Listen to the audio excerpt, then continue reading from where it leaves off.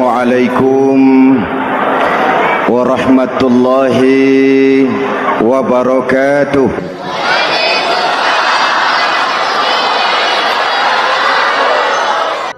Dajjal artinya pendusta-pendusta yang menyesatkan manusia. Ada dua macam dajjal, saudara. Ada dajjal kecil. Ini dajjal kelas teri. Kalau ini sejak zaman Rasulullah sudah ada itu. Tiap zaman ada. Di zaman Rasulullah misalnya ada yang bernama Aswad al-Unsi dari Yaman. Ada yang namanya Musailamah al-Kazzab dari Yamamah. Ada yang namanya Ibnu Sayyad dari Madinah. Ini dajjal-dajjal di zaman Rasul. Musailamatul Kazzab memproklamirkan diri jadi nabi dia. Di zaman Rasul masih hidup. Ini dajjal zaman Nabi. Di zaman sahabat muncul dajjal-dajjal. Di zaman kita sekarang ini dajjal-dajjal pun gentayangan. Dajjal-dajjal kelas teri. Kerjanya mendustakan manusia, menyesatkan manusia, memalingkan manusia dari jalan yang benar dan diridhoi oleh Allah Subhanahu wa taala. Adapun yang merupakan tanda besar dari datangnya kiamat, dajjal-dajjal kelas kakap. Pembohong-pembohong besar yang menyesatkan masyarakat manusia berpaling dari jalan Allah mengikuti jalan mereka. Apa sih ciri dajjal itu? Kata Nabi dalam hadis Bukhari Muslim, "Inna dajjala", sesungguhnya yang namanya dajjal itu yakhruju, satu saat akan muncul mendekati hari kiamat. Wa inna ma'ahu ma'an, si dajjal ini membawa air. Wa naran, dan juga membawa api. Dua simbol. Di tangan yang satu dia bawa air, di tangan yang satu dia bawa api. Wa ammal ladzi yarahu an-nasu ma'an fanarun, adapun yang orang banyak lihat air, hakikatnya adalah api. Yang dilihat api, hakikatnya adalah air. Oleh sebab itu, kalau api yang ditawarkan, ambillah air. Kalau air yang ditawarkan, pilihlah api. Maksudnya apa ini? Ini bahasa simbol, saudara-saudara. Dajjal bicaranya seolah-olah untuk kepentingan manusia. Menawarkan surga. Surga yang dia tawarkan hakikatnya neraka. Hai manusia, kalau kau mau bahagia, jangan dekat-dekat dengan agama. Sholat itu tidak efektif dan efisien, tidak produktif dari segi ekonomi itu. Menghadiri majelis taklim cuma buang-buang waktu. Tahajud, tasbih, tahlil, baca Quran, apa itu? Pekerjaan mubazir saja. Hidup ini cuma sekali, masa yang cuma sekali, manfaatkan dengan sebaik-baiknya. Mumpung. Dibawanya sifat mumpung, tetapi dalam pengertian yang sangat negatif. Bicaranya seolah-olah untuk kepentingan manusia, tetapi sebenarnya menjerumuskan manusia. Menawarkan air, tapi sebenarnya api. Menawarkan api, tapi hakikatnya air. Buat apa kamu sholat? Buat apa kamu bayar zakat? Buat apa kamu puasa?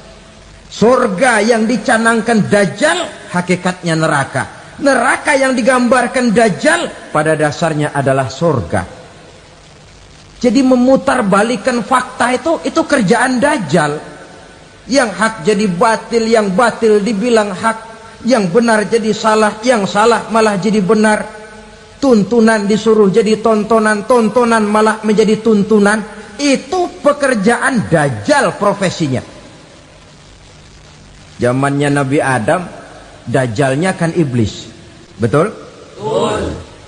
Apa sih gang kerayuan iblis itu? Allah setelah menciptakan Nabi Adam kan bilang, Adam, kau dan istrimu Hawa tinggal di surga ini. Seluruh fasilitas yang ada di surga persilahkan kau nikmati. Satu yang tidak boleh, jangan coba-coba dekati pohon khuldi. Dekat saja jangan, apalagi sampai memetiknya. Datang Dajjal yang namanya iblis ini. Adam, kamu tahu nggak kenapa tidak boleh makan buah khuldi? Ya nggak tahu, pokoknya saya dilarang. Bodoh kamu, Dam. Khuldun artinya kekal. Kalau kamu makan itu buah, kau akan kekal di surga buat selamanya. Allah tidak kepengen, maka dilarang kamu makan buah khuldi. Kalau kau ingin kekal di surga, Adam, makan saja. Saya bicara begini ini untuk kepentingan kamu, Adam. Ini kan ciri-ciri Dajjal. Bicaranya sih seolah-olah untuk kepentingan Nabi Adam, hakikat sebenarnya menjerumuskan Nabi Adam supaya ingkar dan melanggar larangan dari Allah Subhanahu wa ta'ala. Jadi setelah muncul Dajjal, timbul kekacauan-kekacauan di masyarakat. Banyak yang terpengaruh, terpedaya dan terpesona, termasuk mereka yang memproklamirkan diri jadi nabi, mereka yang memproklamirkan diri jadi rasul di zaman sesudah Rasulullah wafat. Itu adalah Dajjal. Maka saya ingatkan, kalau di zaman kita sekarang ini ada orang ngaku jadi nabi, ada orang ngaku jadi rasul, biar bahasa Arabnya kental, Quran hafal, hadis ribuan hadis hafal, biar pakai serban sampai menyengser ke tanah, bahasa Arabnya fasih, tapi dia mengaku jadi nabi, jadi rasul, kita umat Islam wajib tidak percaya. Wajib untuk tidak percaya. Itulah Dajjal zaman kita sekarang ini. Tidak mustahil mereka datang mempengaruhi orang awam supaya berpaling dari Rasulullah, mengikuti mereka. Nah, di akhir zaman nanti, mendekati hari kiamat, Dajjal ini muncul. Dajjal kelas kakap, menyesatkan masyarakat manusia untuk berpaling dari Islam, mengikuti seruan mereka. Apalagi di antara datangnya kiamat itu, tanda yang besar itu, turunnya Nabiullah Isa Al-Masih, putra Maryam. Menurut berbagai hadis yang sahih, Nabi Isa Al-Masih nanti akan turun lagi. Tidak membawa risalah yang baru, tapi meluruskan risalah Islam ini yang telah banyak ditinggalkan oleh masyarakat. Bahkan ada hadis menjelaskan beliau akan membunuh Nabi, mematahkan kayu-kayu salib, lalu melaksanakan haji dan umrah mengikuti syariat Nabi Muhammad, bukan membawa agama baru. Menjadi semacam mujaddid, reformer, menyelamatkan manusia dari bisikan Dajjal. Bahkan ada riwayat yang menjelaskan bahwa Nabi Isa berhasil mengalahkan Dajjal, mengembalikan masyarakat manusia kembali kepada ajaran Islam yang datang dari Allah, dibawa oleh Rasulullah Sallallahu Alaihi Wasallam.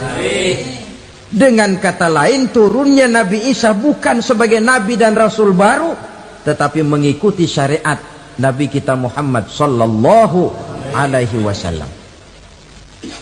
Saudara hadirin, ibu-ibu hadirat yang saya hormati, kemudian apalagi di antara tanda-tanda besar akan datangnya kiamat itu? Keluarnya asap atau awan. Kata Nabi, inna min asrati sa'ah dukhanan yamla'u ma bainal masyriqi wal maghrib. Di antara tanda-tanda kiamat, munculnya awan antara langit dan bumi. Ini pun diperkuat dalam surah Ad-Dukhan ayat 10. Fartaqib yawma ta'tis sama bidukhanim mubin fayughshan nas hadza azabun alim. Bagi orang-orang yang beriman, mereka biasa-biasa saja. Tapi bagi orang kufur, datangnya asap dan awan ini merupakan azab yang kelewat pedih. Barangkali sedikit mendekati gambaran tentang azab yang pedih ini, saya ingatkan alam pikiran kita kepada peristiwa yang belum lama terjadi. Pernah dengar berita bocornya reaktor nuklir di Chernobyl, Uni Soviet? Pernah dengar? Bocornya reaktor nuklir di Chernobyl yang mengakibatkan ratusan bahkan sangat mungkin ribuan nyawa. Cuma satu reaktor. Bagaimana kalau seluruh cadangan nuklir yang dimiliki oleh para negara adik kuasa ini diledakkan? Bahkan yang konon menurut catatan, cadangan nuklir yang dimiliki bersama oleh Amerika dan Rusia sekarang ini sudah sanggup memusnahkan 6 miliar manusia. 1,5 kali lebih banyak dari jumlah manusia yang nongkrong di permukaan bumi ini. Saudara-saudara hadirin yang saya hormati, lalu saat mendekati hari kiamat, apalagi tandanya? Setelah Nabi Isa wafat, pada saat turunnya yang kedua kali, lalu Allah meniupkan angin sejuk. Semua orang-orang beriman, orang-orang baik wafat, sehingga penghuni bumi ini cuma tinggal lagi terdiri dari orang-orang kafir. Tidak ada lagi di bumi ini yang bisa mengucapkan Allah. Sehingga dalam hadis qudsi itu ada keterangan, innallaha azza wa jalla yaqulu li Israfil. Allah pernah pesan kepada malaikat Israfil, kata Allah, Israfil, iza sami'ta qailan yaqul Allah Allah fa akhirin nafah 40 sanatan ikraman liqailiha. Hai Israfil, apabila kau dengar di permukaan bumi masih banyak orang yang mengucapkan Allah Allah, maka tunda sangkakala kiamat itu 40 tahun. Untuk apa? Ikraman liqailiha, menghormati orang yang mengucapkan Allah Allah itu. Wah, jadi karena sekarang masih banyak yang mengucapkan Allah, besar hatilah kita, masih jauh kiamat itu. Tapi jangan lupa, kiamat pribadi, kiamat kecil itu yang nggak kita sangka-sangka. Ajal datang mencabut nyawa, itu kiamat pribadi. Dan itu yang pasti kita hadapi, dan itu yang membuat kita tidak boleh bersikap main-main di dalam kehidupan sekarang ini. Saudara hadirin yang saya hormati, tidak ada lagi orang-orang muslim. Seluruh penduduk dunia ini kafir. Lalu terciptalah struktur sosial yang berlandaskan prinsip hidup semau gue. Bakal terjadilah prinsip di mana yang kaya menyantap yang miskin, yang kuat menindas yang lemah. Hidup sudah bagaikan di rimba belantara, berlaku hukum rimba. Siapa yang kuat dia yang menang, siapa yang lemah menjadi mangsa. Timbul kekacauan, maksiat merajalela, munkarat menjadi-jadi, sehingga isi bumi ini penuh dengan segala macam perbuatan dosa. Tidak ada perlunya lagi alam diperpanjang temponya. Datang saat yang sudah dijanjikan oleh Allah Azza wa Jalla, maka terjadilah yang disebut kiamat kubra, kiamat besar, kiamat hancur-hancuran. Bagaimana kejadian ini dimulai? Dalam surah Az-Zumar ayat 68, Allah subhanahu wa ta'ala berfirman, wa nufikha fis suri fasa'iqa man fis samawati wa man fil ardi illa man sya'allahu. Maka manakala ditiuplah sangkakala, terkejutlah seluruh yang ada di langit dan seluruh yang ada di bumi. Bila saat kiamat datang, Allah perintah malaikat Israfil, Israfil, tiup sangkakalamu. ditiuplah sangkakala oleh malaikat Israfil, yang akibat daripada tiupan itu seluruh yang ada di langit, seluruh yang ada di permukaan bumi terkejut. Yang ada di langit siapa? Malaikat kan. Bayangin aja kalau malaikat kaget, apalagi kita. Terkejut seluruh makhluk yang ada di bumi, yang ada di langit mendengar suara sangkakala itu. Bunyinya tidak sanggup kita bayangkan dahsyatnya. Ledakan nuklir, ledakan neutron, belum apa-apa ketimbang bunyi sangkakala malaikat Israfil ini. Nah, lalu mendengar bunyi sangkakala ini, gemparlah makhluk, kacaulah alam. Bumi gempa, planet-planet bertabrakan, gunung meletus, air laut tumpah ke darat, angin topan bertiup, halilintar menyambar. Lalu semua yang bernama hidup mati total. Mati bareng tanpa persiapan. La haula wala quwata illa billah. Saya kadang-kadang dalam tafakur bermohon, ya Allah, mudah-mudahan saya nggak nemuin kiamat beneran. Ngeri. Tidak bisa kita bayangkan macam apa suasana seperti itu. Allah saja banyak memberikan gambaran, misalnya Al-Qari'ah, wa mal qari'ah, wa ma adraka mal qari'ah. Kejadian yang menggemparkan. Tahukah kamu apa kejadian yang menggemparkan itu? Yauma yakunun nasu kal farasil mabsus wa takunul jibalu kal ihnil manfus. Pada saat itu manusia berterbangan bagai kupu-kupu, gunung berterbangan seperti kapas ditiup angin. Gunung saja macam kapas, konon lagi manusia. Kematian total, mulai semut sampai gajah mati,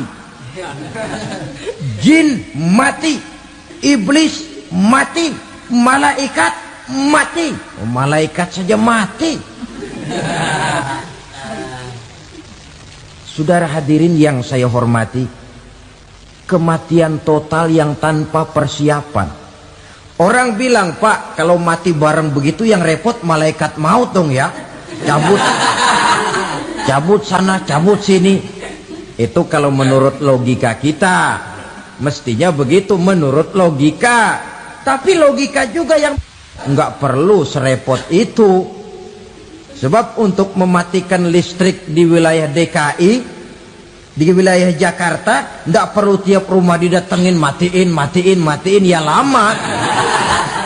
Cukup dari kantor pusatnya saja PLN, tekan satu tombol, gelaplah seluruh Jakarta. Saudara hadirin yang saya hormati, kematian total. Lalu setelah kematian total, planet-planet juga mati, dalam arti tidak bergerak dan beredar. Angin mati, dalam arti tidak bertiup. Air mati, dalam arti tidak ada riak gelombang. Pokoknya semua mati. Kullu nafsin za'iqatul maut, semua yang bernafas mati. Dalam ayat lain, kullu man 'alaiha fan, semua yang ada di permukaan bumi fana. Yang kekal cuma Allah Subhanahu wa ta'ala. Yang paling belakang mati malaikat maut dan malaikat Israfil. Tapi mati juga sesuai dengan janji Allah. 40 lamanya. Tidak dijelaskan oleh Abi Hurairah 40 jam, apa 40 hari, apa 40 tahun. Hadis-hadis cuma menyebutkan 40 saja. Sunyi alam, yang tinggal cuma Allah saja lagi.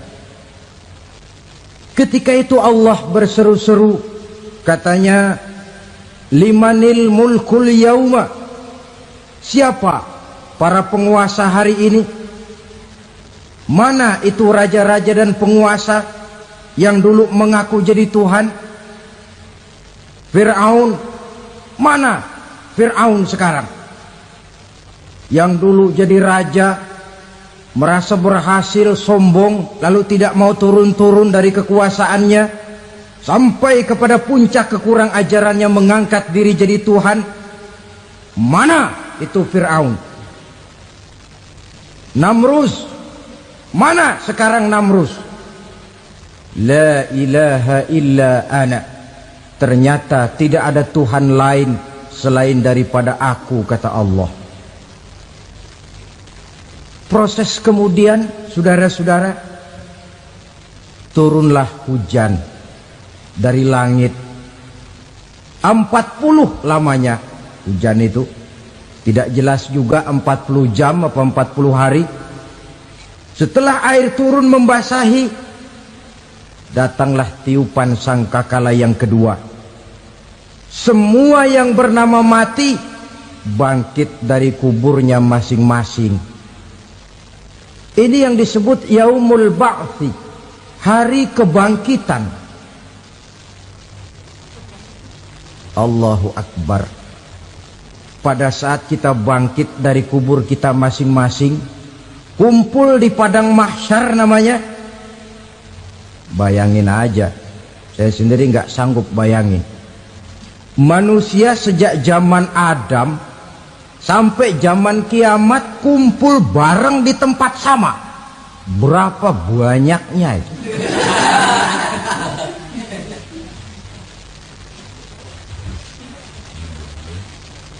Dan yang luar biasa menurut satu riwayat, pada saat bangkit itu, Masya Allah, roman muka kita berubah,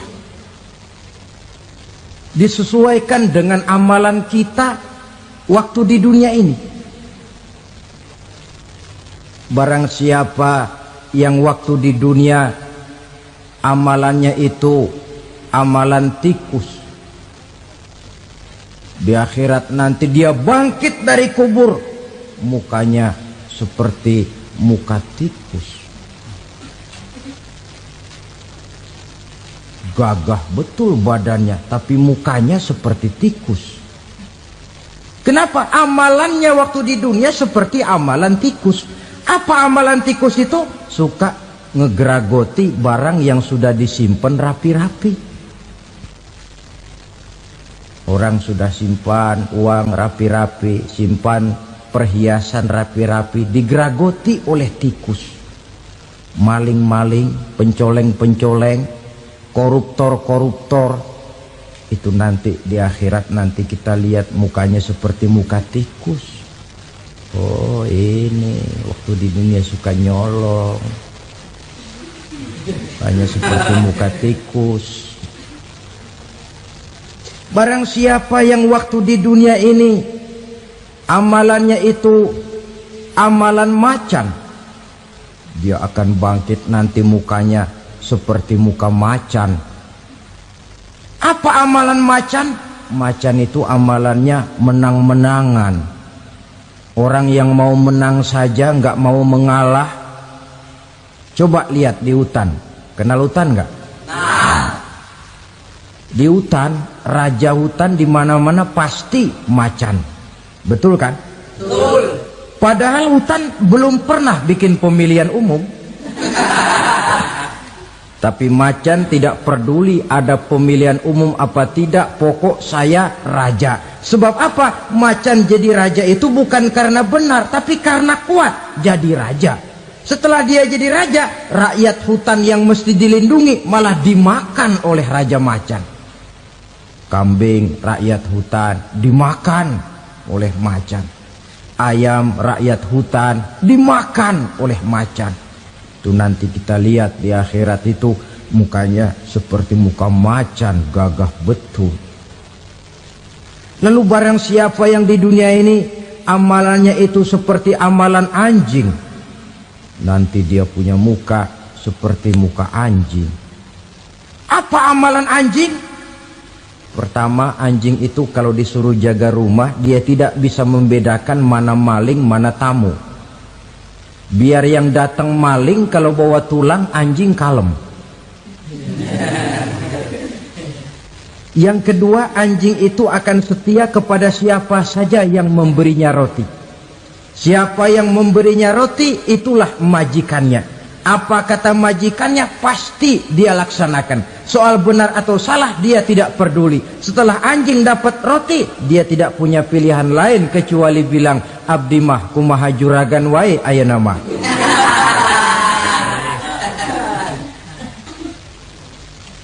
Saudara hadirin yang saya hormati,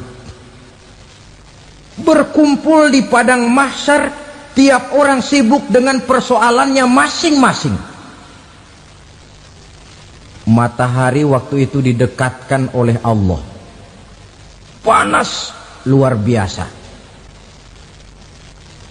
Ada yang saking panasnya itu mencucurkan peluh keringat sampai sebatas mata kakinya. Ada yang keringatnya sampai sedengkulnya, ada yang keringatnya sampai sepusatnya, ada yang keringatnya mengalir sampai sebahunya. Ada yang kelelap oleh keringatnya sendiri, sementara orang di sampingnya nggak apa-apa. Bergantung lagi amalan dia waktu di dunia ini. Saudara-saudara, sebagian orang dalam kepanikan padang mahsyar berombong-rombong datang mereka menghadap Nabi Adam. Ya Adam, anta abal bashar. Hai Adam, Tuhan adalah bapak moyang manusia. Kami sebentar lagi akan disidang, dimintakan pertanggungan jawab. Tolonglah kami, hai Adam. Kata Nabi Adam, jangankan nolongin sampean, saya sendiri tanggung jawab di hadapan Allah ketika dulu tidak boleh makan khuldi, saya serobot. Sudahlah, urus diri masing-masing saja, nafsi. Begitu kata Nabi Nuh, begitu kata Nabi Ibrahim. Tiap orang bertanggung jawab sendiri-sendiri. Ketika itulah saudara-saudara, nikmatnya menjadi umat Nabi besar Muhammad sallallahu alaihi wasallam. Sebab apa? Walaupun menurut abjad kita ini umat paling belakang, paling belakang kita ini toh, karena Nabi Muhammad adalah Nabi akhir. Tapi akan dihisap lebih dulu, lewat di atas sirat lebih dulu, masuk surga lebih dahulu ketimbang umat-umat belakangan. Ketika Rasul mendekati ajal, beliau tanyakan itu kepada malaikat Jibril. Malaikat Jibril berkata, Muhammad jangan khawatir, Allah sudah berjanji, inni haramtul jannata ala sairil anbiya hatta tadkhulaha anta, wa haramtuha ala sairil umami hatta tadkhulaha ummatuka. Surga aku haramkan buat seluruh nabi kecuali kalau engkau Muhammad sudah masuk ke dalamnya, dan surga aku haramkan buat seluruh umat kecuali kalau umatmu Muhammad sudah masuk ke dalamnya. Logikanya, walaupun menurut abjad kita umat paling belakang, bakal dihisap paling dulu, lewat di atas sirat paling dulu, masuk surga paling dulu, kalau mampir ke neraka juga paling dulu. Ya resiko. Jangan mau enaknya aja paling dulu. Saudara hadirin yang saya hormati, setelah masa kebangkitan itu jangan dikira begitu bangkit langsung diperiksa. Masih menunggu menanti ribuan tahun perhitungan padang mahsyar untuk sampai kepada proses yang disebut yaumul hisab, hari perhitungan. Seorang demi seorang bakal dipanggil. Bayangkan saja, kita se-RT saja di absen, kadang-kadang perlu waktu lama. Ini manusia sejak zaman Nabi Adam sampai datang hari kiamat, satu demi satu disidang di hadapan Qadi Rabbul Jalil. Status sosial copot sudah waktu itu. Yang pernah jadi hartawan di situ tidak lagi kelihatan kehartawanannya. Yang pernah jadi jenderal tidak lagi dipanggil jenderalnya. Yang ustadz tidak lagi dipanggil al-mukarramnya. Seluruh status sosial selesai. Dipanggillah kita seorang demi seorang menghadap Qadhi Rabbul Jalil. Bagaimana proses penghisaban itu? Pertama, proses tanya jawab. Di antaranya ada hadis menyatakan, lan tazula qadama 'abdin yaumal qiyamah hatta yus'ala an arba'i khisalin. Besok di hari kiamat tidak akan bergeser telapak kaki seorang hamba sampai dia ditanya lebih dulu tentang 4 persoalan. Tentang ilmunya. Kemana ilmu itu diamalkan? Tentang umurnya. Di mana umur itu dihabiskan? Tentang masa mudanya. Kemana masa muda itu dipakai? Tentang hartanya. Dari mana harta itu didapat dan kemana harta itu dibelanjakan. Ini termasuk proses tanya jawab. Jadi kalau istilah pengadilan dunia, nama Fulan bin Fulan. Kamu waktu di dunia diberikan umur panjang untuk apa? Pernah mengalami masa muda, kemana kau habiskan masa remajamu? Kau diamanahkan ilmu, dengan apa ilmumu kau amalkan? Kau diberikan harta, dari mana harta kau dapat, kemana kau belanjakan? Bapak-bapak, ibu-ibu, saudara-saudara kaum muslimin, rahimakumullah. Dunia ini penuh dengan berbagai macam kesibukan.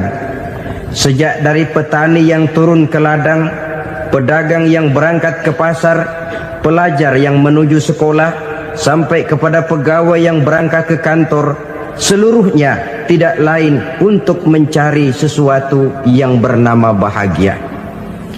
Setiap orang menginginkan kebahagiaan dan tidak seorang pun menginginkan kesengsaraan dalam kehidupan ini.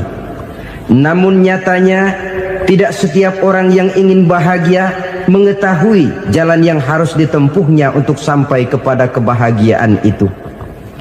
Maka pada kesempatan pertemuan kali ini saya ingin menyampaikan sebuah hadis dari junjungan kita baginda Nabi besar Muhammad sallallahu alaihi wasallam yang termuat dalam kitab Mukhtarul Ahadits An-Nabawiyah, di mana beliau bersabda, arba'un min sa'adatil mar'i. Ada 4 perkara yang merupakan tanda dari orang bahagia. Saya mau tanya, di antara saudara-saudara yang hadir di sini, apa ada yang kepengen jadi orang sengsara? Ya. Seluruhnya tentu ingin mendapatkan kebahagiaan. Maka menurut resep dari Nabi kita, tanda orang bahagia itu 4. Jadi kalau saudara ingin bahagia, harus mempunyai 4 perkara ini. Yang pertama, orang bahagia itu kata Nabi, darun wasi'un. Punya rumah biar bagus asal gede. Enak ngaturnya. Daripada sudah punya rumah kecil, adanya di pinggir kali, gubuk, kalau hujan bocor, miring lagi, kiamat. Loh, kalau gitu Islam materialis dong. Hadis ini boleh diartikan dengan makna hakiki, arti yang sebenarnya. Boleh diartikan dengan makna majazi, arti kiasan. Kalau dia diartikan dengan arti kias, maka yang dimaksud darun wasi'un ay qalbun wasi'un. Rumah yang luas tidak lain daripada hati yang lapang. Karena di situ kunci kebahagiaan yang sebenarnya. Walaupun kita cuma tinggal di petak berukuran 2 kali 3 meter, kalau hati kita luas-luas rasanya rumah itu. Tapi biar rumah kita halamannya saja puluhan ribu hektar, ada kolam renangnya, kamar tidurnya tidak lagi terhitung. Kalau hati yang menempati rumah itu sempit, maka akan terasa sempit jugalah rumah itu. Tempat bergantungnya tidak lain adalah hati. Marilah kita mencoba melihat berbagai pandangan orang tentang bahagia ini. Ada orang menyangka bahwa bahagia itu kalau dia mendapatkan harta yang sebanyak-banyaknya. Siapa yang banyak harta, dialah raja. Apa yang dia mau, seluruhnya bisa dibeli. Keamanannya, dia bisa menyewa petugas. Seluruh fasilitas untuk menyenangkan kehidupannya bisa dibeli. Pendeknya, hartalah segala-galanya dalam kehidupan. Sampai ada pepatah mengatakan, innad darahima fil amakini kulliha taksur rijala mahabatan wa jalala. Sesungguhnya harta, dinar, dirham, uang di mana-mana selalu bikin hebat orang yang memilikinya. Coba lihat, orang yang punya duit sama yang enggak punya duit, jangan gaya hidupnya, gaya jalannya aja lain. Wahia lisanun liman arada fasahatan, wahia silahun liman arada qitala. Uang adalah senjata yang paling ampuh bagi orang yang mau pergi perang, dan lidah yang paling fasih bagi orang yang mau bicara. Kalau bicara dengan lidah macet, cobalah bicara dengan harta, lancar. Sampai ada pepatah demikian, segalanya bisa diatur dengan harta. Maka di kalangan orang yang berpandangan semacam itu, seluruh kegiatan hidupnya hanya terfokus kepada bagaimana mengumpulkan harta yang sebanyak-banyaknya. Tidak peduli halal haram, tidak kenal sore pagi siang dan malam, tidak sempat sujud, jauh dari agama, jauh dari kehidupan yang bersifat ruhaniyah, jauh dari Allah dan sebagainya. Sampai dalam Al-Quran dikelompokkan dalam kelompok yang dinamakan lumazah. Allazi jama'a malahu wa'addadah yahsabu anna malahu akhladah. Mereka mengumpul-ngumpulkan harta sebanyak-banyaknya dan menyangka bahwa harta yang banyak itu dapat mengekalkan hidupnya, mengekalkan kekayaannya, mengekalkan kebahagiaannya. Saudara hadirin yang berbahagia, kalau pandangan hidup ini benar, artinya kalau harta memang merupakan satu-satunya hal yang dapat membuat orang bahagia, tentu di rumah mewah tidak akan pernah ada tangis derita. Tentu di satu tempat di mana fasilitas hidup serba menunjang tidak ada yang namanya penderitaan. Tapi suka dan duka, sedih dan gembira, senyum dan tawa adalah milik setiap orang, baik dia punya harta maupun dia tidak punya harta. Nyatalah bahwa harta semata-mata bukan merupakan jaminan bahwa orang akan bahagia. Walaupun tanpa harta orang sulit untuk bahagia. Saya mau cerita, ada orang super kaya, namanya Aristotle Onesimus, raja tanker Yunani. Dia punya kapal tanker saja konon sampai 11 banyaknya. Punya perusahaan penerbangan yang disebut Olympic Airlines. Punya hotel di berbagai kota besar di dunia ini, sejak dari New York, London, Paris, Rome dan sebagainya. Bahkan punya pulau yang dia namakan Pulau Scorpio. Ini kan namanya sudah kaya nggak tanggung-tanggung, punya pulau. Nah, dia punya 2 orang anak, yang satu laki-laki namanya Alexander, yang satu perempuan namanya Maria Onesimus. Seluruh harapannya tertumpah kepada anak lakinya Alexander ini, yang akan meneruskan usahanya, meneruskan kekayaannya, meneruskan dinastinya. Apa yang terjadi? Ternyata anak yang dia harapkan yang bernama Alexander ini mati muda dalam kecelakaan pada waktu dia olahraga. Apa olahraganya? Namanya olahraga anak orang kaya, golongan jet set. Olahraganya olahraga pesawat terbang. Jatuh, ya nggak kapungut, habis mati. Tinggal satu anak perempuannya, Maria Onesimus. Tapi anak perempuan ini juga malah urakan. Terakhir dia pacaran, bahkan kemudian kawin sama orang Rusia. Rupanya Aristotle Onesimus ini broken. Kekayaannya yang berlimpah ruah, perusahaannya yang begitu banyak, siapa yang akan meneruskan? Siapa yang akan menggantikan? Sampai kemudian dia mengurung diri di Pulau Scorpio dan mati di sana secara mengenaskan. Seorang multi jutawan, seorang yang super kaya, mati menyendiri di pulau sepi. Ibarat kata pepatah, anak ayam mati di lumbung. Bukan kekurangan makanan, keurugan makanan. Begitu kehidupan Aristotle Onassis. Dan banyak orang-orang yang sudah demikian kaya sampai dibingungkan oleh kekayaannya sendiri. Telusurilah kehidupan David Rockefeller misalnya, Henry Ford misalnya, Adnan Khashoggi misalnya.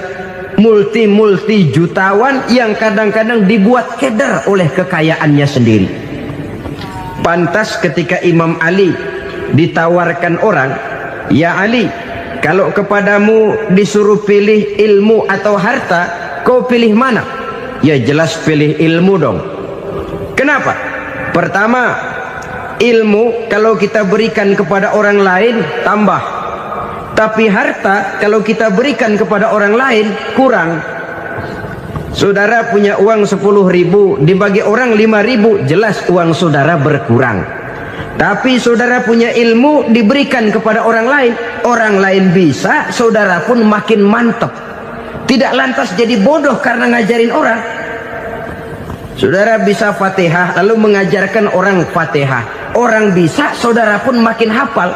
Tidak lantas setelah diajarin orang ilmunya hilang.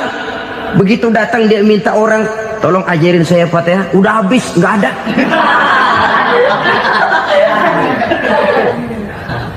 Yang kedua kata Imam Ali, ilmu menjaga kita. Kalau harta, kita yang harus jaga. Makin banyak ilmu, makin terpelihara diri seharusnya. Tetapi makin banyak harta, makin bingung kita jaganya. Sampai kadang-kadang kalau perlu seluruh keliling rumah dipasangi alarm. Belum cukup disewakan anjing besar-besar, pasang di depan pintu, awas anjing galak. Masih belum cukup juga, cari centeng tukang-tukang kepruk jaga rumah. Masih terasa belum aman, padahal rumahnya dikelilingi tembok besar. Di balik tembok ada pintu-pintunya tebal. Di balik pintu itu terbuka masuk kamar, kamar pun ada pintunya, pintunya pun kuat. Masuk ke dalam kamar ada lemari, lemarinya pun pintunya kuat, dikunci, kuncinya pun kuat. Tapi tahap seluruhnya yang timbul cuma sekedar was-was saja. Kesimpulannya sekali lagi, tanpa harta orang memang sulit untuk bahagia. Tapi harta semata-mata tidak merupakan jaminan orang akan bahagia. Dengan hati yang luas, itu modal utama untuk mencapai kebahagiaan hidup. Orang yang hatinya luas, saudara-saudara, punya hati yang lapang, melihat kenyataan hidup ini, dia bersyukur senantiasa kepada Allah. Lantas tidak timbul hasud dan iri hatinya. Oleh karena itu, jiwanya selalu lapang. Kalau tidak, cupik hati namanya. Dangkal pandangan, tidak senang melihat orang lain dapat nikmat, dan itu sering dijadikan contoh. Kalau orang yang lapang dada, dia lihat tetangganya beli TV baru, dia berkata, "Alhamdulillah ya, tetangga kita beli TV, mudah-mudahan kita bisa ikut nonton." Lapang dadanya. Tapi orang yang sempit hati, lihat tetangga beli televisi, meriang. Enggak diapa-apain, meriang. Besoknya dengar tetangga beli motor, makin sakit, ke rumah sakit. Lalu di rumah sakit dengar tetangganya beli mobil, mati. Disiksa oleh perasaannya sendiri. Orang kalau hati sudah sempit dalam hidup, kemanapun dia pergi, sempit rasanya medan kehidupannya. Kemudian kita melihat juga ada orang yang menilai bahwa bahagia itu katanya kalau punya kedudukan yang tinggi, pangkat yang agung, wibawa yang besar. Mungkin betul, tapi mungkin juga tidak. Bergantung kepada hati orang yang punya pangkat itu. Sama dengan harta tadi. Harta akan membawa bahagia kalau dia jatuh ke tangan orang yang berhati lapang. Tapi harta akan jadi bencana kalau jatuh ke tangan hati orang yang sempit. Pangkat akan membawa bahaya kalau jatuh di tangan hati orang yang sempit. Lebih dari itu, kenyataan mengajarkan kepada kita bahwa ternyata pangkat dan jabatan tidak selamanya memberikan kebahagiaan dalam kehidupan. Bahkan resikonya kelewat besar. Beberapa bukti kita bisa ambil dari para pemimpin dunia yang menjadi korban lantaran pangkat dan jabatan yang disandangnya. Saudara ingat Presiden Abraham Lincoln dan John Kennedy dari Amerika? Dibunuh orang. Park Chung-hee dari Korea Selatan, Ziaur Rahman dari Bangladesh, Anwar Sadat dari Mesir, terakhir Indira Gandhi dari India, menjadi korban dari pangkat dan jabatan yang disandangnya dari orang-orang yang tidak senang dia memegang jabatan itu. Dia akan mudah mengundang bencana, sehingga pantas kalau seorang presiden terkemuka Amerika, Harry Truman namanya, dia mengatakan jabatan presiden itu, kata dia, seperti orang nunggang macan, naik macan. Harus kita taiki, kalau enggak dia bakal nerekam kita, ngeri katanya. Adapun orang yang hatinya lapang, kalau dia menerima pangkat dan jabatan, dianggapnya itu satu kesempatan untuk berbuat baik. Tapi orang yang berhati sempit, menerima pangkat dan jabatan, bukan kadang-kadang menerima, malah berusaha setengah mati mencapai dengan segala cara. Kalau perlu jilat atas, jilat atas. Jadi golongan sumuhun dawu. Jadi kelompok kulon nuwun, yes sir, yang kerjanya cuma oke bos. Kalau perlu jilat atas, jilat atas. Kalau perlu injak yang bawah, injak yang bawah. Perlu sikut kiri kanan, sikut kiri kanan. Yang penting pangkat dapat, jabatan dapat. Orang yang semacam ini, kalau sudah mempunyai pangkat dan jabatan, biasanya dia tidak menganggap itu sebagai amanah, tidak menganggap sebagai kesempatan berbuat baik, tapi malah kesempatan untuk memperturutkan hawa nafsunya yang dilatar belakangi oleh kesempitan hatinya tadi. Apalagi kalau orang memperoleh pangkat karena banyak mengeluarkan uang. Seakan-akan pangkat dan jabatan itu sekarang macam proyek, pakai tender. Siapa yang berani bayar segini, naik. Nggak berani, minggir.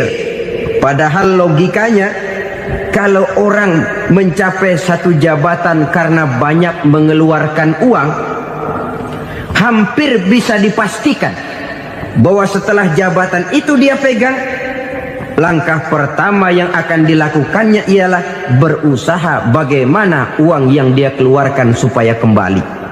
Ya paling kurang pulang modal dulu dong. Soal mikirin rakyat soal nanti, tapi ini modal harus pulang. Itu celakanya kalau orang memperoleh pangkat dan jabatan cuma karena banyak mengeluarkan uang. Jarang orang yang mempunyai keyakinan dan pandangan bahwa pangkat dan jabatan merupakan amanah. Jadi sekali lagi, pangkat dan jabatan mungkin saja membawa kebahagiaan kalau jatuh ke tangan orang yang berhati lapang. Tapi bisa jadi bencana kalau dia jatuh ke tangan orang yang mempunyai hati yang sempit. Dan lagi-lagi stresnya hati yang lapang. Lalu sebagian orang, saudara, ada yang berpandangan katanya bahagia itu kalau jadi orang terkenal, mempunyai popularitas, menjadi idola di kalangan remaja, di kalangan orang tua, di segala lapisan masyarakat. Padahal makin populer orang, makin terikat dia. Ya kalau macam kita ini kan nggak punya nama, nggak populer, tengah malam buta mau nongkrong di warung Tegal aman. Tapi pangkat, jabatan, kedudukan, popularitas menyebabkan kita diikat dengan berbagai macam peraturan. Cuma mandi sama ke WC saja yang nggak dikawal.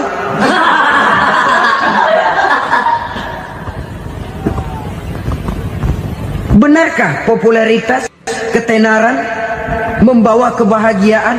Mungkin, ya, tapi mungkin juga tidak. Kenapa? Banyak orang-orang populer yang mengakhiri hidupnya secara tragis. Kita ambil beberapa nama. Di Amerika tahun 60-an ada bintang seksi paling terkenal yang dijuluki sex bomb. Bom seks. Sampai sekarang jadi legenda, namanya Marilyn Monroe. Singkatan doublenya itu inisialnya MM, Marilyn Monroe. Terkenal, top, sampai dia mati tahun 62. Namanya sekarang masih saja dibicarakan orang. Kenapa dia bunuh diri? Tidak punya hartakah dia? Banyak. Kurang populerkah dia? Seluruh dunia mengenalnya. Sejak rakyat kecil sampai pejabat tinggi dia punya hubungan. Kenapa? Jenuh. Dia terlahir dalam keadaan yatim. Setelah itu tidak lama dia berangkat remaja, ibunya meninggal. Pindah dari wanita asuh ke wanita asuh sampai 12 orang ibu angkatnya. Dan kekecewaan yang paling parah, setiap laki-laki yang dekat dengannya hanya seperti kapal berlabuh. Datang dan pergi silih berganti, padahal dia merindukan seseorang yang bisa melindungi hidupnya. Dia rindukan itu dan dia tidak pernah menemukan. Itu yang akhirnya menyebabkan dia minum pil tidur kelewat dosis, minum obat tidur kebanyakan, ya tidur terus sampai sekarang.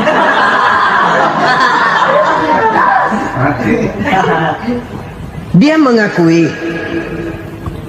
saya telah memiliki ketenaran, tapi saya tidak pernah hidup dalam ketenaran itu.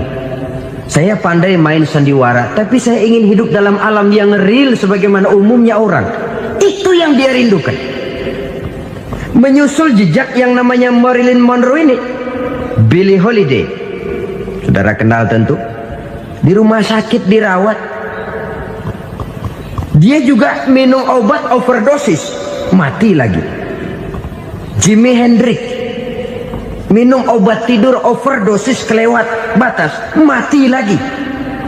Lalu yang menghanyutkan diri di danau, Janis Joplin dan Brian Jones. Ini orang-orang populer, orang-orang terkemuka yang mengakhiri hidup secara tragis, bukan karena tidak terkenal, mungkin karena sudah saking terkenalnya. Contoh paling belakangan, Bruce Lee. Wah, ini tukang-tukang kepruk tentu kenal siapa dia. Sampai sekarang pun tabir kematiannya masih merupakan misteri.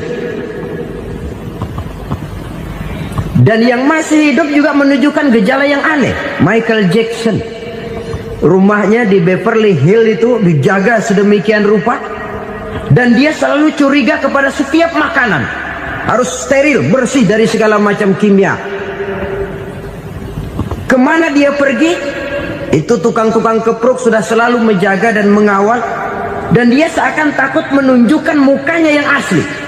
Hingga kalau tampil ke tengah di luar show, dia kadang memakai pakaian yang tidak menunjukkan dia yang sebenarnya, takut dikenali orang.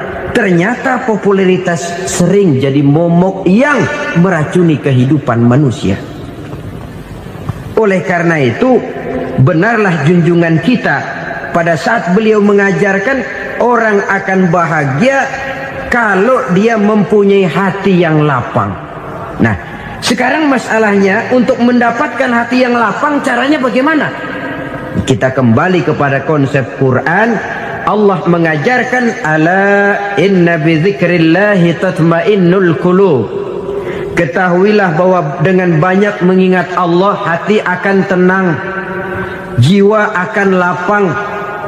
Dengan kata lain, dekat dengan agama, merasakan kehadiran Allah dekat dalam hidup. Itu muara pertama untuk mencapai hati yang lapang.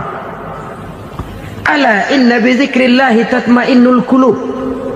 Jangan macam orang sekarang ingin mendapatkan ketenangan lalu tapak di puncak gunung, di gua-gua, di tempat sepi. Iyalah kalau nggak ada ular. Kalau tergigit ular berbisa, ketenangan belum, mati jelas itu. Islam positif untuk mendapatkan ketenangan. Ala inna bizikrillahi tatmainnul qulubi. Bahwa ketahuilah bahwa dengan banyak mengingat Allah, hati akan tenang, jiwa akan lapang, nuansa pikiran akan luas. Karena yang namanya bahagia ada dimanapun manusia berada. Di kampung ada bahagia, di kota ada bahagia, di ngarai, di lembah, di gunung, di hutan, di lautan, di angkasa luar, dimanapun bahagia itu ada kalau kita bermodalkan hati yang lapang ini. Dan hati akan lapang kalau kita dekat dengan agama. Dekat dengan harta buat sementara hati mungkin tenang, tapi ketenangan yang relatif dan temporer. Apalagi orang tiap kali tambah harta, tiap kali tambah rencana. Itu wajar. Mungkin sebelumnya saudara berpikir, kalau punya duit 5.000 enak nih. Begitu punya duit 5.000, aduh sayang kalau 10.000 aja. Tiap kali tambah harta, tiap kali lain rencana. Makin banyak rencana, makin menjauhkan kita dari yang namanya ketenangan. Padahal ketenangan merupakan unsur utama untuk mencapai bahagia. Dan ketenangan itu bermuara dalam hati manusia. Tengoklah kehidupan ini. Orang yang banyak harta dengan orang miskin, berbedakah rasa sakit yang mereka tanggungkan? Rasanya tidak. Walaupun si kaya tidur di kasur empuk berselimutkan sutra mahal, sementara si miskin meringkuk di balai bambu yang keras dan kasar. Apabila maut datang, dia juga tidak pernah pilih bulu. Maut datang menjemput si kaya di singgasana keemasannya, dikelilingi oleh para pengasuh, dayang dan idang serta para pengawal.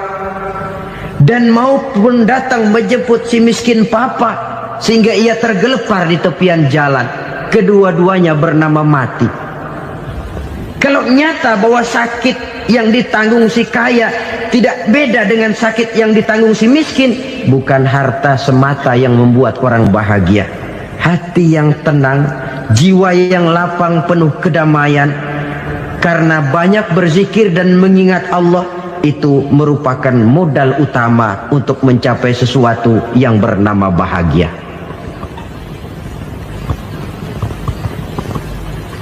Saudara hadirin yang saya hormati, inilah yang pertama dari 4 ciri yang digambarkan oleh Nabi tentang tanda-tanda orang bahagia. Dan harus berangkat dari yang pertama ini, hati yang lapang. Ini yang harus kita miliki lebih dahulu. Baru nanti akan menyusul kepada poin yang ketiga, kedua, dan selanjutnya. Sebab kalau hati sudah terisi dengan jiwa yang lapang, seluruh persoalan insya Allah akan bisa kita atasi dengan sebagaimana mestinya. Yang kedua sekarang, tanda orang bahagia menurut baginda Nabi, markabun syariah. Orang bahagia itu, kata beliau, punya kendaraan biar cepat asal lancar. Artinya kemana dia mau pergi mudah. Apa maksud hadis ini? Kalau kita kaji lebih dalam, kendaraan itu kan alat transportasi. Transportasi tidak lain adalah usaha memudahkan komunikasi. Pindah dari situ kepada teori bahwa manusia adalah zon political, makhluk bermasyarakat yang tidak bisa memenuhi kebutuhan hidupnya secara sendirian. Kita memerlukan keberadaan orang lain dalam kehidupan ini. Untuk memakai baju saja kita sudah perlukan petani yang tanam kapas, pabrik yang memintal kapas jadi benang, pabrik yang menenun benang jadi kain, sampai kepada mesin jahit, sampai kepada tukang jahit. Itu cuma untuk memakai pakaian saja. Tidak seorang pun di antara kita yang sanggup memenuhi kebutuhan hidupnya secara sendiri. Kita perlu orang lain. Maka kebebasan dalam arti mutlak, kebebasan tanpa batas, itu tidak mungkin ada dalam kehidupan. Karena kita mengadakan yang disebut interaksi sosial. Setiap kegiatan kita tentu melibatkan orang lain. Menurut kita barangkali kita bebas jalan di jalan raya semaunya, tapi orang lain berkendaraan pun merasa bahwa ini ada juga jalan haknya. Dan begitu selanjutnya. Oleh karena itu, maksud dari kendaraan yang cepat ini adalah khulata'uhu ma'as solihin. Lingkungan pergaulannya terdiri dari orang-orang soleh. Pergaulannya luas. Kemana dia pergi ada temannya. Kesulitannya ada tempat dia cerita. Dan kesulitan kalau sudah diceritakan kepada orang lain, taruh kata orang itu tidak bisa menolong, namun menceritakannya kepada orang yang kita percayai, kan paling kurang sudah mengurangi beban jiwa, mengurangi tanggungan batin, merasa masih ada tempat kita cerita. Maka lebih baik orang awam yang mau bergaul ketimbang orang setengah alim tapi ngunci pintu. Sebab nantinya akan timbul sikap picik, cupik pandangan, dan tidak luas menghadapi kenyataan dalam kehidupan ini. Namun yang harus kita garis bawahi, pergaulan memang mesti luas. Namun jangan sekali-kali lupa bahwa pergaulan sangat besar pengaruhnya dalam ikut membentuk kepribadian manusia. Sehari-hari bisa kita bilang, kalau kita dekat sama tukang minyak wangi, sekalipun nggak dibagi minyaknya, baunya tentu dapat. Betul? Tapi dekat sama tukang elas, walaupun nggak kena apinya, asapnya mesti kena. Kalau Syauqi mengatakan lebih jelas lagi, man asyaral asrafa asa musyarrafan wa muasyiral anzali ghairu musyarrafin. Awalam taral jildal hakira muqabbalan bisagri lamma sara jildal mushaf. Siapa yang bergaul dengan orang mulia, dia bakal ikut menjadi mulia. Tapi siapa yang berteman dengan orang hina, dia tidak bakal ikut menjadi mulia. Tidakkah kau lihat, kata Syauqi, kulit kambing yang hina pun dicium orang ketika menjadi kantong Quran.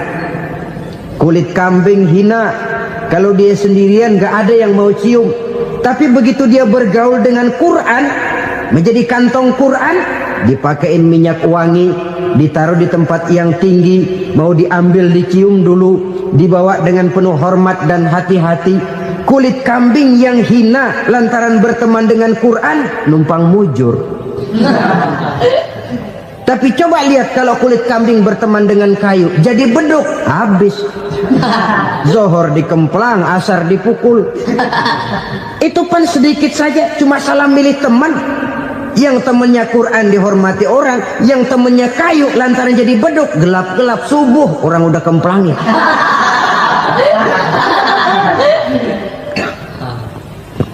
Maka terutama kepada adik-adik remaja yang masih mencari identitas diri, yang ibarat kaset masih kaset kosong, mudah diisi oleh apapun, pandai-pandailah memilih teman dalam bergaul. Karena banyak orang yang tadinya baik-baik, ketika terseret dalam pergaulan dengan orang yang tidak baik, kebaikannya menjadi lentur dan luntur. Tapi berapa banyak bajingan-bajingan tengik, orang-orang yang berlumur noda dan dosa, tiap hari melakukan maksiat, namun bergaul dengan orang yang baik-baik, pada akhirnya sedikit demi sedikit beringsut dan berangsur dia terbiasa mengikuti kebaikan-kebaikan. Saya tekankan ini kepada remaja karena mereka masih mencari identitas diri. Apa yang mereka lihat mereka mau, apa yang mereka dengar mereka ingin tahu. Coba lihat kehidupan remaja. Pulang nonton film Rambo, pengen jadi Rambo, gagah, maunya belekai melulu. Pulang nonton film Superman, pengen bisa terbang. Pulang nonton India, nyanyi melulu. Wajar, mereka masih mencari identitas diri. Saya ini sebenarnya siapa? Lingkungan, pergaulan akan membentuk itu.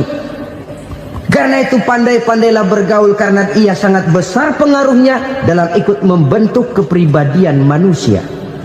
Apalagi sifat yang jelek lebih cepat menularnya ketimbang sifat yang baik. Sifat yang baik, watak yang soleh itu lambat sekali untuk menular. Tapi yang tidak baik, kan prosesnya mah kalau remaja biasanya mula-mula dengar. Karena dengar lalu pengen tahu. Karena pengen tahu lalu ngeliatin. Begitu ngeliatin kan pengen nyobain. Setelah nyobain ketagihan. Nah, ini prosesnya. Yang namanya ganja, morfin, narkotik awalnya kan begitu. Mula-mula denger katanya kalau sudah fly to the sky, sudah melayang ke langit katanya, disitulah puncak kebahagiaan. Mulanya cuma denger. Karena denger pengen tahu. Karena pengen tahu lalu ngeliat, kumpul sama orang yang suka ngeganja. Setelah ngeliat, nah pengen ngerasain. Begitu ngerasain enak juga, ketagihan. Kalau sudah ketagihan jadi penyakit kronis, bisa merembet kepada yang lain. Iya, kalau orang tuanya mampu untuk beli morfin, beli ganja. Kalau tidak kan pikirannya ngayap, jemuran siapa ya gue sahabat. Timbullah perbuatan-perbuatan negatif yang bermula dari salah pergaulan. Apalagi buat adik-adik remaja yang tinggal di kota-kota besar, yang pengaruh budaya, pengaruh kesenian, pengaruh struktur kehidupan yang nampak makin individualistis, di mana persaingan tajam, tensi ekonomi tinggi, orang mudah mengalami stres. Pandai-pandailah dalam bergaul, sekali lagi, karena ia sangat besar pengaruhnya dalam ikut membentuk kepribadian manusia. Orang bahagia punya kendaraan yang cepat, artinya punya pergaulan yang luas, dan lingkungan pergaulannya terdiri dari orang-orang yang soleh. Kemana dia pergi ada teman, kesulitannya ada tempat dia cerita. Tapi kalau sudah menyendiri, hidup sendiri, kesulitan dipikiri sendiri, bisa mati belum waktunya. Tidak ada tempat berbagi rasa, tidak ada tempat bercerita, tidak ada tempat mengurangi beban dalam kehidupan. Pantas betul kalau Islam sangat menggalakkan dan menganjurkan orang kalau sudah sampai waktunya itu untuk melangsungkan nikah. Kata Nabi, ya ma'syaras syabab man istata'a minkumul ba'at falyatazawwaj. Hai para pemuda, kalau sudah mampu memberi nafkah, kawinlah, nikahlah kamu. Kenapa? Sudah ada teman hidup, tempat berbagi rasa. Kesulitan kalau ada tempat cerita akan lebih ringan ketimbang kita telan sendiri, walaupun bobot kesulitannya sama beratnya. Saudara-saudara kaum muslimin rahimakumullah, inilah ciri yang kedua, punya kendaraan biar cepat asal lancar. Kemana kita mau pergi gampang. Dengan kata lain, setelah hati yang luas, pergaulan yang luas. Dua. Yang ketiga sekarang, tanda orang bahagia itu menurut Nabi, misbahun mudhi'un, punya lampu yang terang. Oh, itu enggak problem. Sekarang sudah zamannya listrik masuk desa, Pak. Lampu sudah terang semua. Betul, kalau itu yang dimaksud. Tapi tidak cuma itu. Karena lampu yang dimaksud di sini, lampu yang akan menerangi seluruh perjalanan hidup. Dan perjalanan hidup itu sudah dimulai sejak kita terlahir ke alam ini, sampai masuk ke alam barzah, kumpul di padang mahsyar, sampai ke akhirat.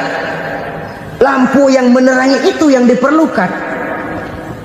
Kalau lampu, katakanlah yang paling top sekarang kan lampu jenis Mercury. Taruhlah itu di rumah kita, dia cuma menerangi rumah kita, menerangi hati pun tidak sanggup.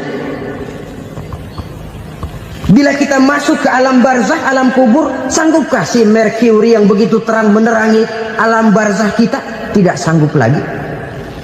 Sanggupkah lampu yang ratusan watt, bahkan puluhan ribu watt menerangi kehidupan di padang mahsyar?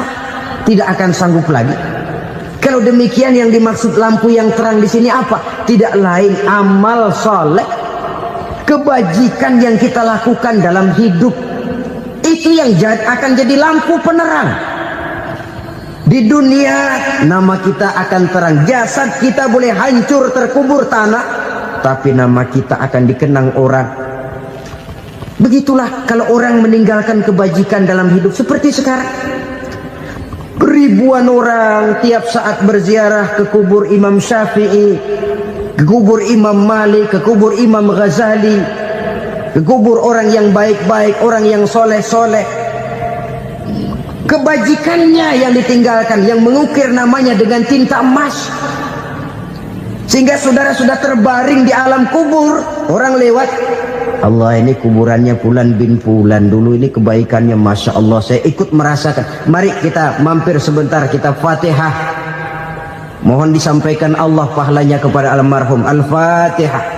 Itu kalau orang baik-baik. Lalu saudara tanya, Pak, orang mati dikirimin Fatihah apa nyampe pahalanya? Saya jawab, kalau saudara nggak percaya, mati dulu dah. Nanti saya Fatihain, tungguin di sana. Umpama nggak sampai, balik lagi kemari.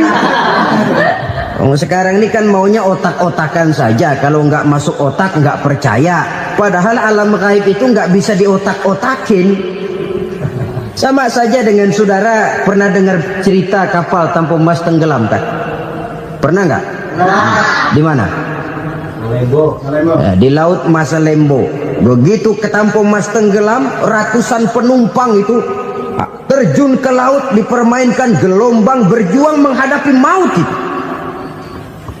Orang lagi timbul tenggelam di lautan, dihantam ombak, kita tengokin pakai helikopter. Pak, lagi timbul tenggelam ya? Iya, tolongin. Jangan khawatir Pak, nih saya kirim intan Pak, harganya 10 juta.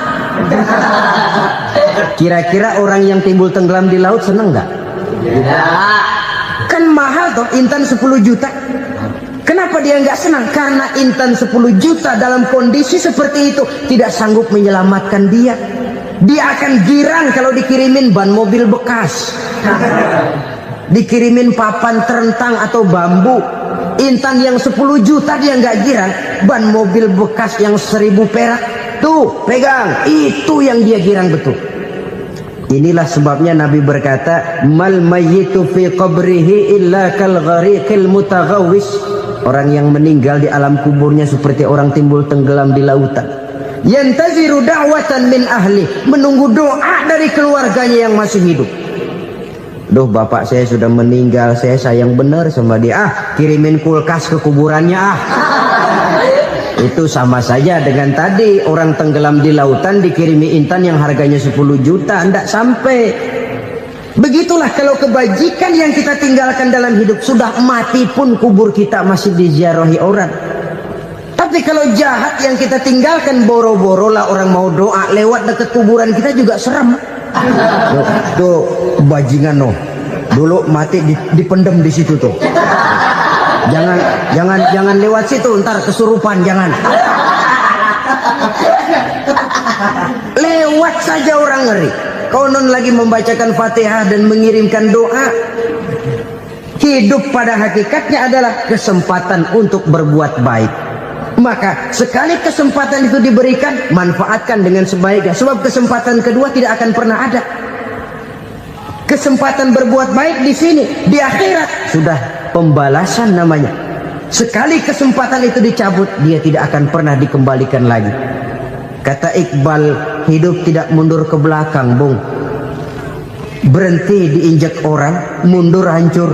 Tidak ada kata mundur dalam hidup ini. Berhenti diinjak orang, mundur kecebur. Tidak ada kata lain, harus maju dalam kehidupan, dalam artian yang positif.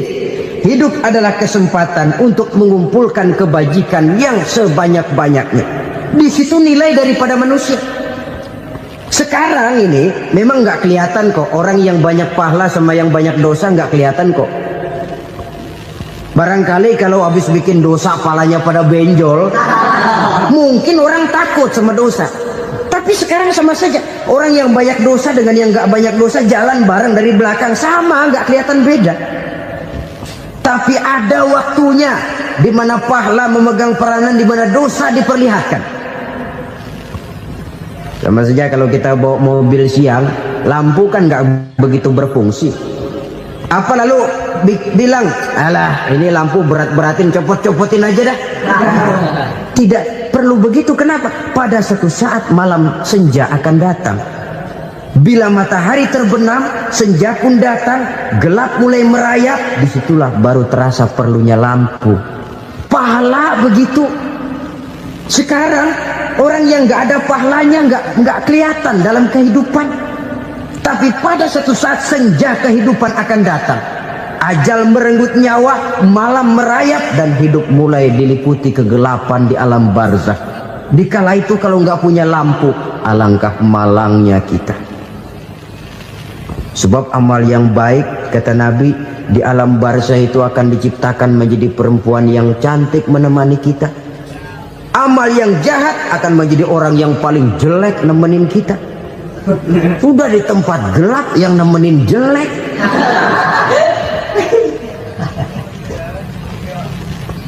Kaum muslimin rahimakumullah. Kalau demikian masalahnya, tergantunglah kita pandai memanfaatkan waktu. Al-waktu kasayf, waktu itu cepat sekali. Yang namanya waktu itu tahu-tahu. Tahu-tahu udah tahun 87. Tahu-tahu udah begitu. Tahu-tahu yang kemarin anak-anak sekarang udah pada punya anak. Tahu-tahu saja itu. Begitu cepat waktu berlalu. Kalau tidaklah pandai kita memanfaatkannya, akan rugi kita. Nabi bersabda, "Man kana yaumuhu khairun min amsihi fahuwa rabih." Barang siapa yang hari ini lebih baik daripada hari kemarin, itu orang untung. Hari ini lebih baik daripada kemarin. Bulan ini lebih baik dari bulan kemarin. Tahun ini lebih baik dari tahun kemarin. Itu orang yang beruntung. Tahun kemarin sembayangnya maghrib doang, sekarang udah tambah isya.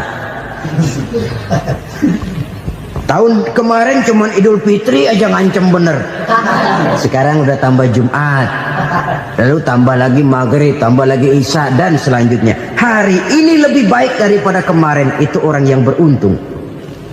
Wa man kana yaumuhu mislu amsihi fahuwa khasir. Lalu barang siapa yang hari ini sama saja dengan hari kemarin, itu orang rugi. Hari ini sama dengan kemarin, rugi itu.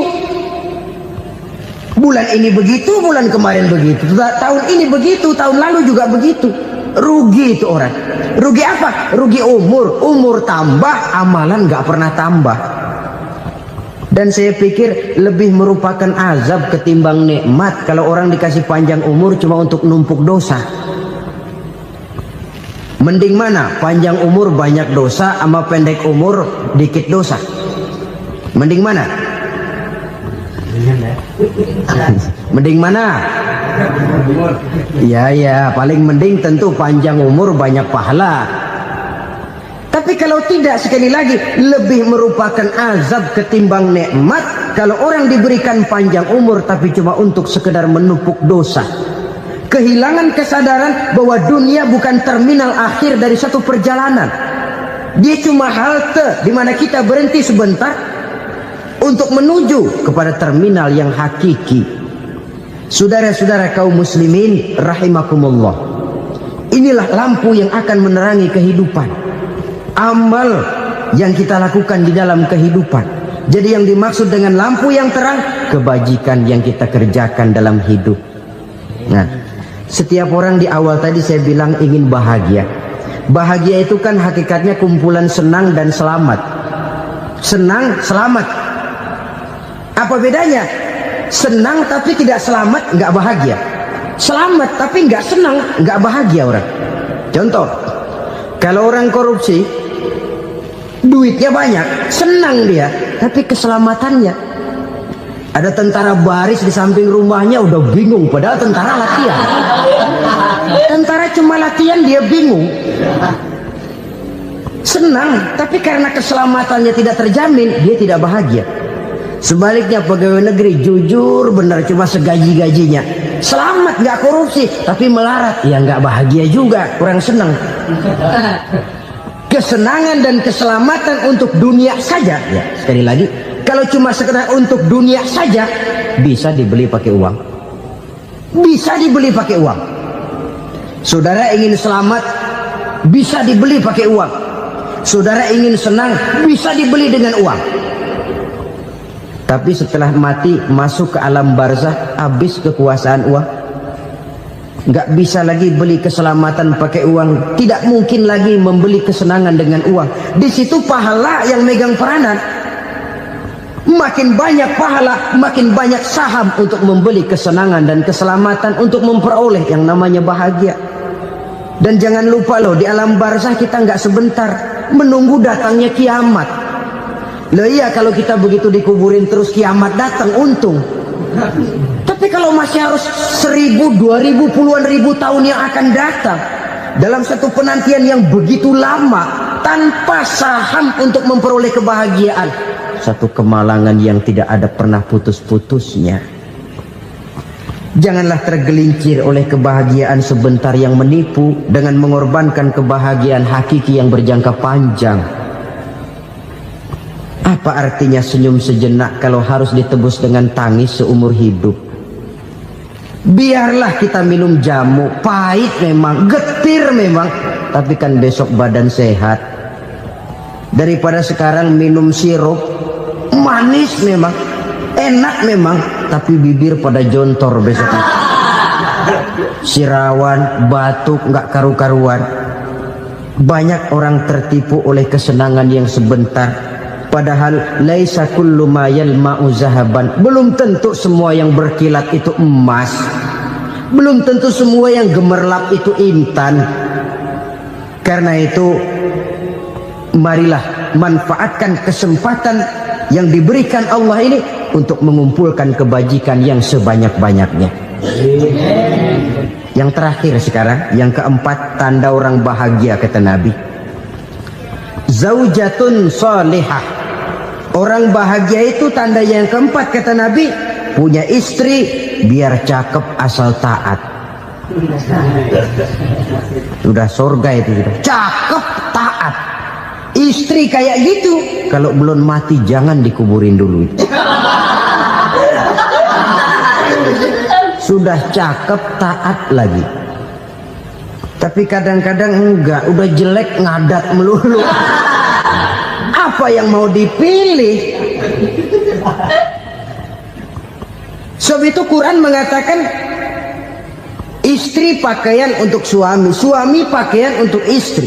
Kenapa suami istri diibaratkan pakaian? Alangkah tingginya gaya bahasa Quran ini. Suami istri teman hidup, hidup perjalanan panjang. Sejak kita dalam rahim sudah ada hidup kan di sini?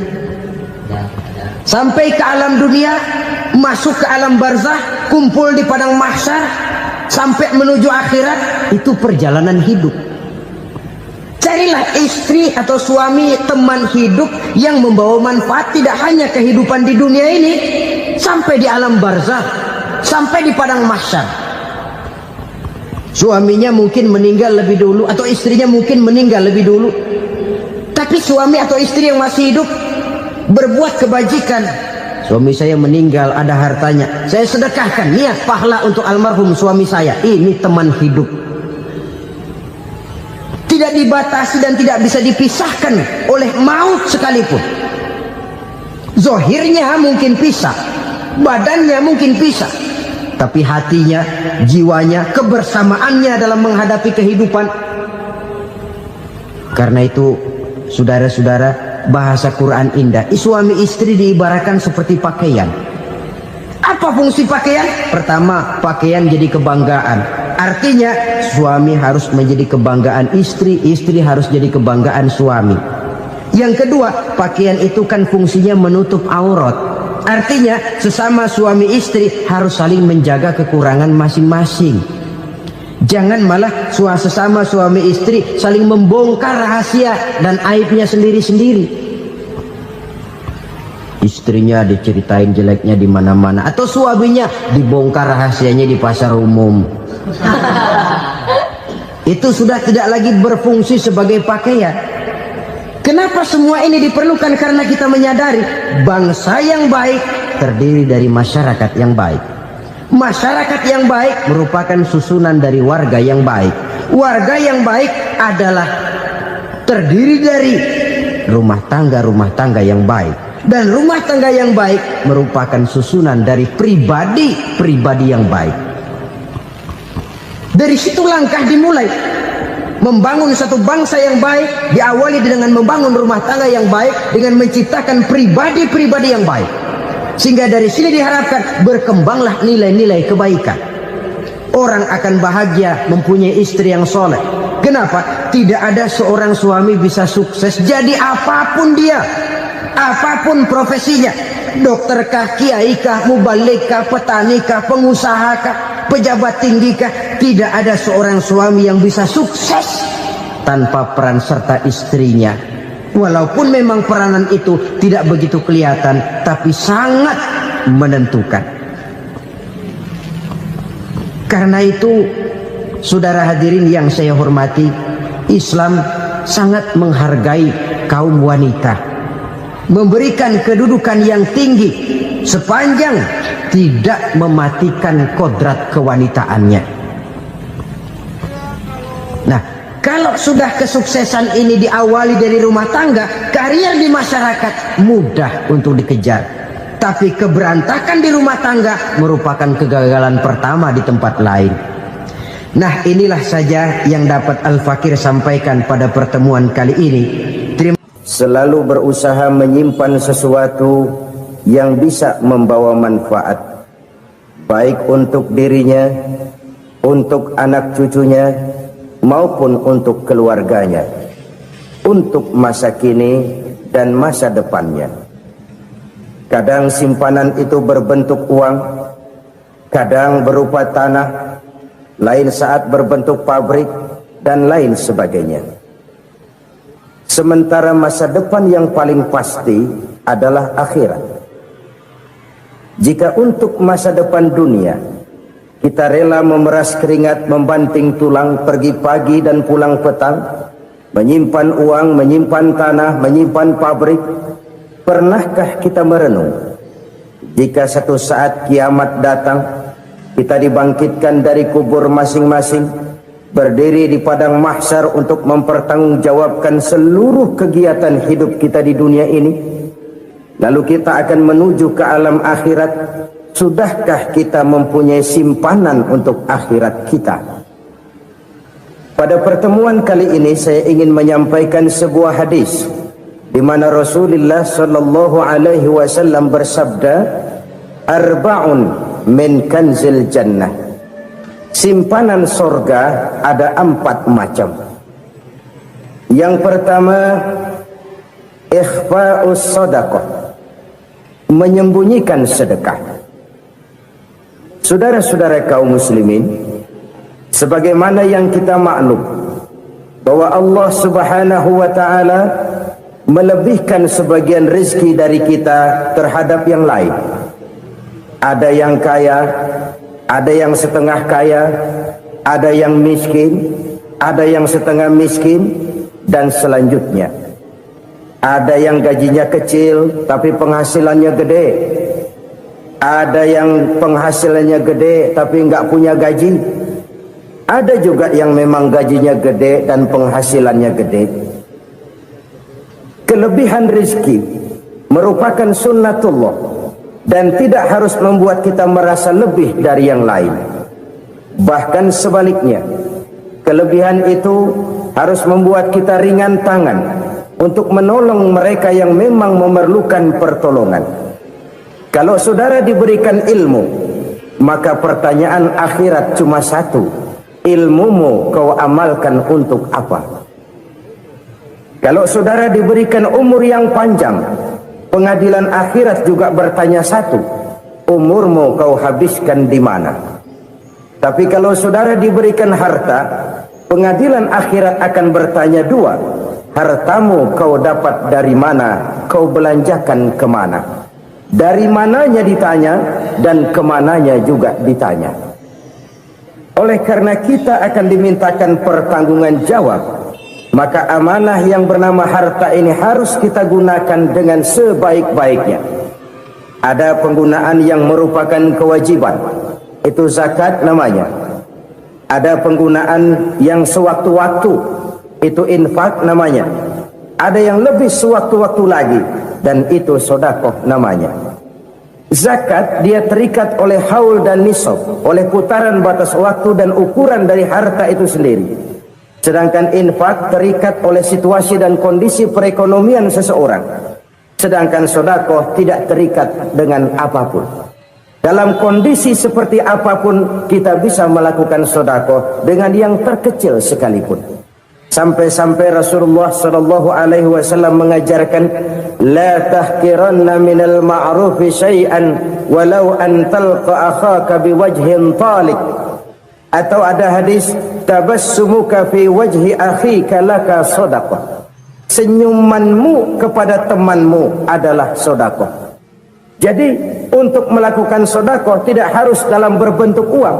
Dengan ilmu kita bisa sedekah, dengan tenaga kita bisa bersedekah, dengan pikiran kita bisa bersedekah, bahkan senyum kepada teman itu pun sedekah. Jadi kalau sedekah dengan uang memang belum punya uang, nyengir aja banyakin. Itu asal pada tempatnya, jangan lalu ketemu tiang listrik cengengesan. Tentu tidak pada tempatnya dan tidak wajar. Nah, sedekah yang paling dicintai Allah adalah sedekah yang disembunyikan. Artinya jauh dari sifat riya. Kan kadang-kadang ada orang sedekah itu disebutkan namanya. Apa tidak bagus? Kalau memang niatnya ikhlas, ya bagus-bagus saja. Untuk memberikan sugesti kepada yang lain. Si Fulan bin Fulan nyumbang sekian, diumumkan. Boleh kalau niatnya untuk memberikan rangsangan kepada yang lain supaya dia menyumbang lebih besar dari orang tadi. Tapi kalau itu mendatangkan riya, maka sedekah yang paling dicintai Allah adalah sedekah yang disembunyikan. Tangan kiri saja tidak tahu apa yang diberikan oleh tangan kanan. Sedekah yang dilakukan dengan ikhlas akan merupakan perbendaharaan surga, tersembunyi dari pandangan orang lain, tidak seorang pun tahu. Karena memang sikap yang baik adalah melupakan kebaikan dan mengingat kesalahan. Itu salah satu ciri orang bahagia. Orang yang selalu mengingat kesalahannya dan berusaha melupakan segala kebaikannya. Kalau dia akan ada kebaikan, dia tidak bisa ikut, dia merasa rugi karena dia merasa belum pernah berbuat baik. Tapi kalau akan melakukan kesalahan baru, dia ingat kesalahan yang sudah-sudah, sehingga terhalang baginya untuk melakukan satu kesalahan baru.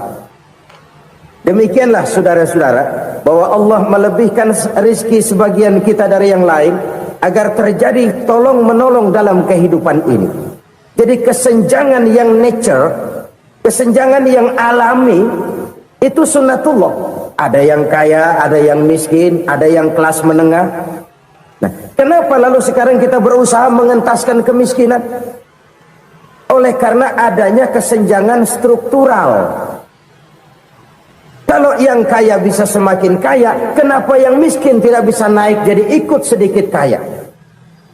Sebab pada dasarnya Islam adalah agama yang sejak turunnya sudah berupaya memerangi kemiskinan. Bahkan dikatakan kemiskinan itu mendekatkan kepada kekufuran. Orang kalau miskin udah dekat banget sama kafir. Gampang menjadi kafir. Berapa banyak saudara-saudara kita yang oleh karena soal perut, oleh karena soal materi, terpaksa meninggalkan dan menanggalkan akidahnya. Menjual petunjuk yang diberikan Allah dengan kesenangan dunia yang cuma sebentar ini. Na'udzubillah, summa na'udzubillah. Jadi makin kita sembunyikan satu sedekah, semakin banyak perbendaharaan kita di surga. Sedekah yang paling dicintai Allah adalah sedekah yang disembunyikan. Malahan ada seorang sufi, dia punya kebiasaan kalau pergi sholat Jumat dia bawa uang, itu uang dia taruh di bawah tikar masjid. Dia niat sedekah kepada siapa saja yang nemuin itu duit. Maksudnya apa? Supaya yang nemuin nggak tahu siapa yang punya duit. Demikian dia saking ingin menyembunyikan sedekahnya. Karena sifat riya itu bisa memakan amal kita sendiri. Riya itu termasuk menyebut-nyebut kebaikan kita. Orang yang suka nepuk dada, sedikit-sedikit ngitungnya kalau nggak gua. Tuh kalau nggak gua tuh yang belah situ, kalau nggak gua. Iya, kalau nggak lu kenapa emang? Orang yang suka menepuk jasa, So, biasanya memang begitu saudara-saudara. Kalau perang lagi berkecamuk, orang nggak sempat ngaku jadi pahlawan. Tapi begitu perang selesai, yang kagak kenal bedil ngaku pahlawan, mas. Itu sesuatu yang biasa. Oleh karenanya, orang-orang yang ikhlas dalam bersodako, disembunyikannya sodako itu, Allah cinta betul. Malahan ada hadis memberikan jaminan, inna sodakotal mar'il muslimi tazidu fil umri wa tadfa'u mitatas su'i.